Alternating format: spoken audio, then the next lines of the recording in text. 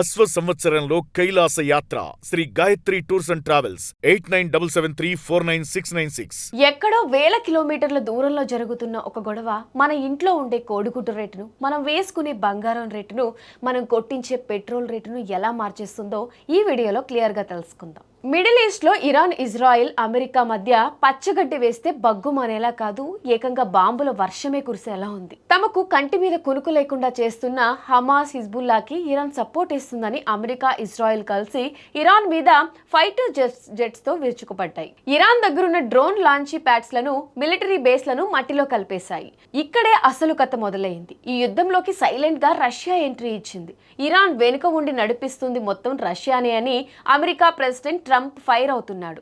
Russia ఇస్తున్న secret information వాడుకునే Iran తమపై దాడులు చేస్తుందని అమెరికా ఆరోపిస్తుంది. అంటే ఇదంతా పైకి పవర్ కోసం జరుగుతున్న యుద్ధంలా కనిపిస్తున్న లోపల అసలు మ్యాటర్ ఇరాన్లో ఉన్న చమురు బావుల మీద పట్టు సాధించడానికే అని అర్థమవుతోంది. ఇంతకాలం ఇరాన్ని దెబ్బ కొట్టడంలో ఒకటిగా ఉన్న అమెరికా, ఇజ్రాయిల్ మధ్య ఇప్పుడు ఆయిల్ ఫీల్డ్స్ చిచ్చు పెట్టాయి.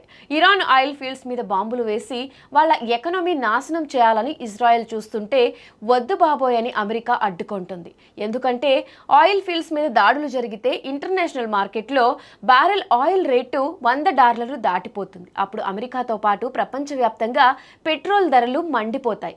అందుకే యుద్ధం త్వరగా ఆపేయాలని ట్రంప్, లేదు ఇరాన్ పని పట్టాల్సిందేని నెతన్యాహు పట్టుపడుతున్నారు. ఈ గల్ఫ్ యుద్ధం వల్ల మన ఇండియాలో రైతులు కూడా తీవ్రంగా నష్టపోతున్నారు. యుద్ధం వల్ల ఫ్లైట్లు, కార్గో షిప్స్ ఆగిపోవడంతో మన దేశం నుంచి గల్ఫ్ కి వెళ్లాల్సిన రోజుకు కోడిగుడ్లు ఆగిపోయాయి. దీంతో మొన్నటిదాకా ₹8 ఉన్న గుడ్డు రేటు ఇప్పుడు ₹4కే పడిపోయి చాలా నష్టం చూపిస్తోంది. ఇరాన్ తన దగ్గరున్న హెజ్మూర్ జలసంధి మూసివేయడంతో మన దేశానికి వచ్చే ఆయిల్ ఆగిపోయే ప్రమాదం ఉంది.